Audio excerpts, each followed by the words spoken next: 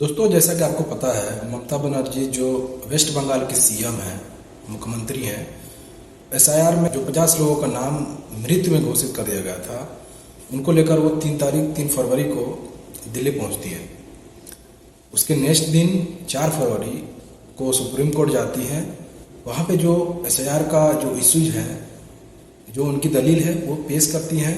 जो supreme court के chief justice लोग हैं, 3 लोग, उनके सामने जो एसआईआर में इशू आ रहा है, जो इशू हैं, वो क्या दलील पेश करती हैं, चलिए डिटेल्स में सुनते हैं। और बाद में ये भी सुनेंगे कि जो सुप्रीम कोर्ट का रिप्लाई है, यानी उनका उत्तर है, वो क्या उनका रिप्लाई मिलता है, वो सब डिटेल्स में सुनने वाले हैं। सबसे पहले मैं आपको बता दूं, जो बंगाल के सीएम ममता बनर्जी हैं, उन्होंने जो आज 4 फरवरी को जो सुप्रीम कोर्ट में दलील रखा है, अपना केस खुद ही लड़ी है।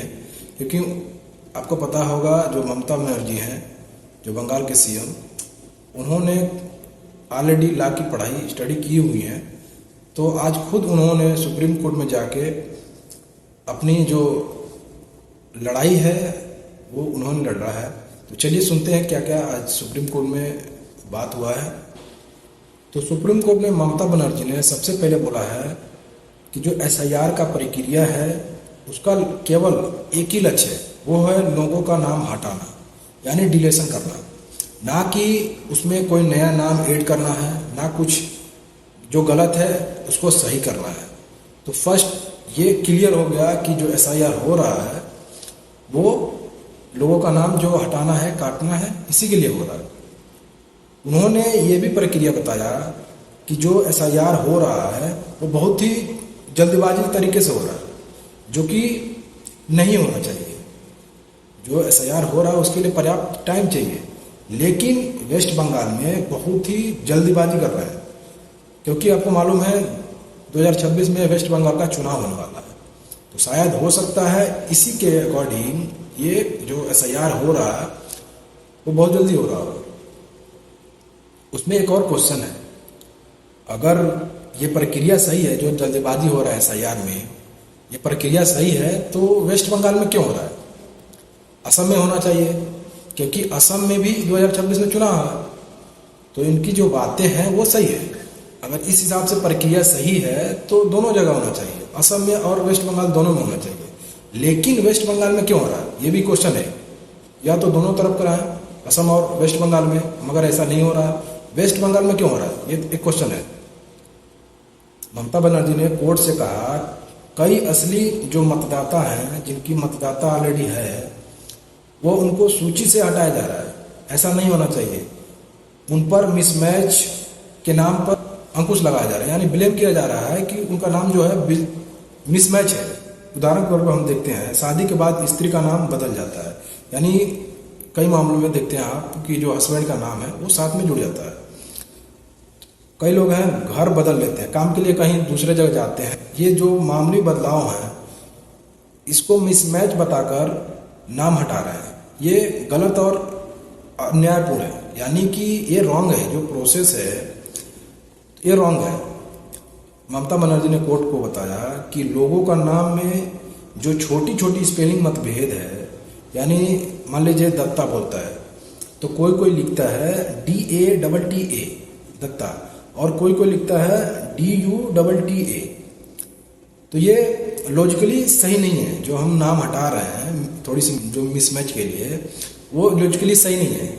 इसको रोका जाए, क्योंकि इसका जो प्रभाव है अधिकतर मतदाता हटाए जा सकते हैं। तो ये छोटी छोटी मिस्टेक के द्वारा जो मतदाता का नाम हटाया जा रहा है, ये अन्यायपूर्ण है। उसके बाद उन्होंने बताया उदाहरण के तौर पे कि जो आधार है या अन्य कोई वैध दस्तावेज है, उसको मान्य नहीं किया जा रहा है, यानी स्वीकार नहीं किया जा रहा है कि आधार एक वैध दस्तावेज है इंडिया का, तो इसको मानना चाहिए। लेकिन एसआईआर का जो प्रक्रिया है उसमें नहीं माना हो रहा। तो आधार कार्ड क्यों बनवाया है? हर काम में आपको आधार चाहिए, लेकिन एसआईआर में क्यों नहीं चाहिए, ये भी एक सवाल है। उन्होंने यहाँ तक भी बोला जो चुनाव आयोग है वो चुनाव आयोग नहीं है।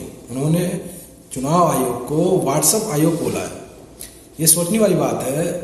जो व्हाट्सएप यूनिवर्सिटी हम आज तक नाम सुने थे, अब चुनाव आयोग का नाम व्हाट्सएप आयोग रखा गया है।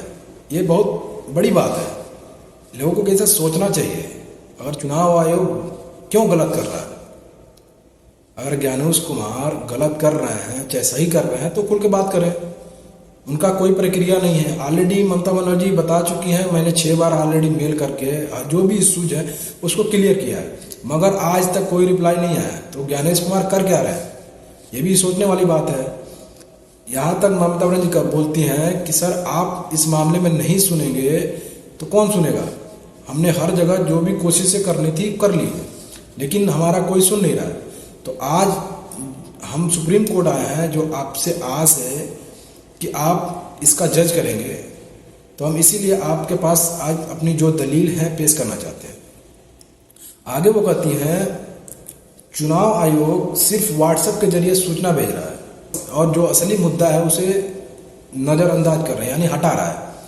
तो ऐसा नहीं होना चाहिए। उनका कहना है जो असली मतदाता हैं उनको नुकसान पहुंचा रही है।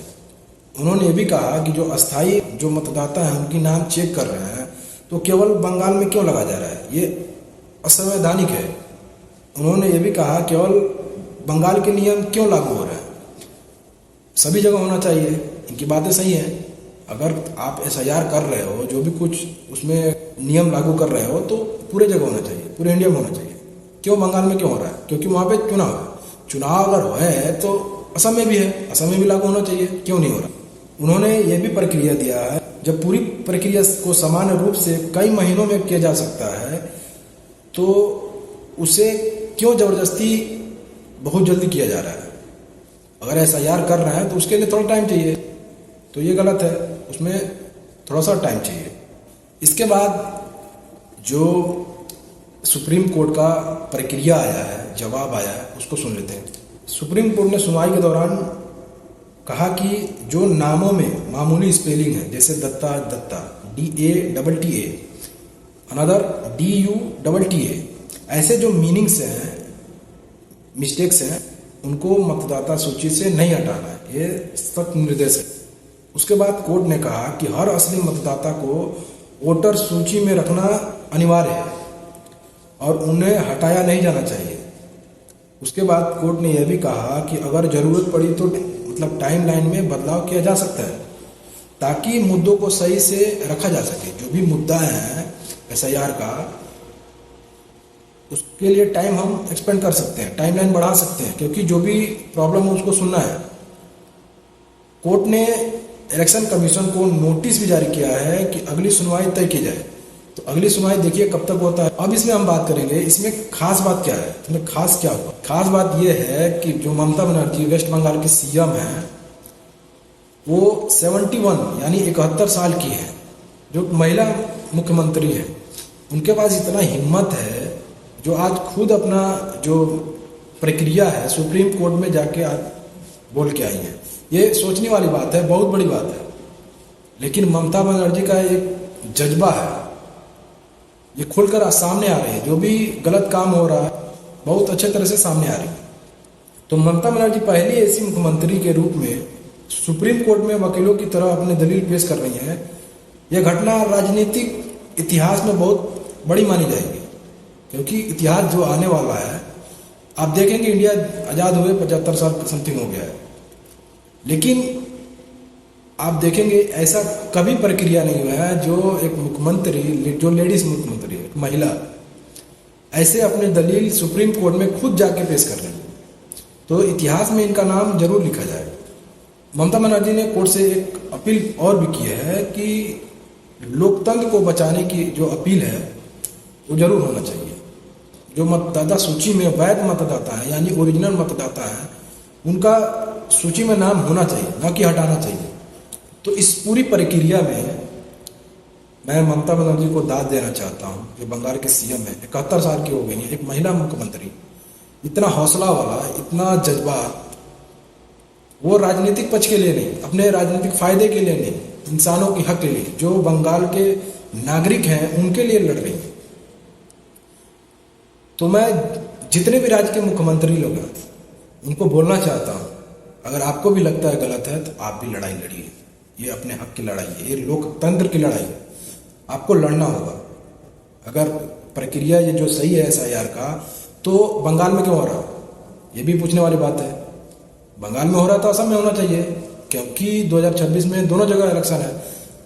तो ये क्वेश्चन है इलेक्शन कमीशन से, सुप्रीम कोर्ट में दलील पेश किया गया है, उसका आप जवाब दें।